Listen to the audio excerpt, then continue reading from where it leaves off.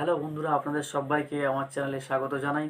তো আজকে যে বিষয় নিয়ে আপনাদের সঙ্গে ডিসকাশন করছি, যে টিম ইন্ডিয়ার নতুন ক্যাপ্টেন কে হবে, হার্দিক পান্ডিয়া না কেএল রাহুল।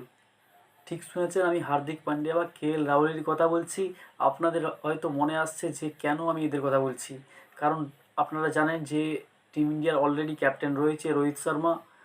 তো আমি তাদের কথা কেন বলছি, তাদের কথা এই জন্যই বলছি কারণ নেক্সট সিরিজ আছে শ্রীলঙ্কার সাথে।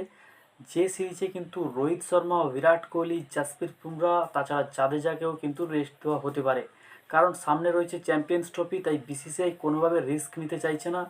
তো তাদের অন্য কোনো সিরিজে মাঠে নামাতে চাইছে না, ডাইরেক্ট চাইছে যে চ্যাম্পিয়ন্স ট্রফিতে তারা খেলুক। তো সেই জন্য এবারে কিন্তু এই দুজনের মধ্যে কাউকে একটা ক্যাপ্টেন করা হবে। তো হার্দিক পান্ডিয়া যে ফর্মে রয়েছে, তো তাকেও ক্যাপ্টেন করা যেতে পারে। তাছাড়া আগে যেভাবে রাহুলও ক্যাপ্টেন্সি করে ম্যাচ জিতিয়েছে, তো রাহুলকে কোনোভাবে ছেড়ে দেওয়ার পাত্র নয়। তো আপনাদের কি মনে হয় কাকে ক্যাপ্টেন করলে বেস্ট হবে, হার্দিক পান্ডিয়া না কেএল রাহুল? আমার যে মনে হয় যে হার্দিক পান্ডিয়া যে ফর্মে রয়েছে এখন, তো তাকেই যদি ক্যাপ্টেন্সি দেওয়া হয় ঠিকঠাকই হবে।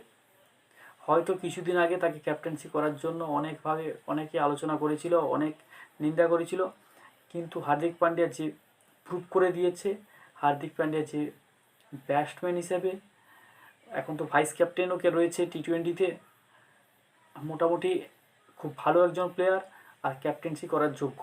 তো আপনাদের যদি মনে হয় যে টিম ইন্ডিয়ার ক্যাপ্টেন হার্দিক পান্ডিয়া হবে, তো কমেন্ট করে জানান। আর আপনাদের যদি কোনো বিকল্প মতামত থাকে সেটাও কমেন্ট করে জানান। আর ভালো লাগলে লাইক, কমেন্ট, শেয়ার অবশ্যই করুন।